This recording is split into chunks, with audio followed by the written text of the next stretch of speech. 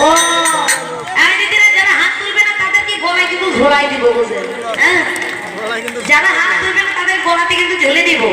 তাই সবাই মিলে সবাই আজকে রাতে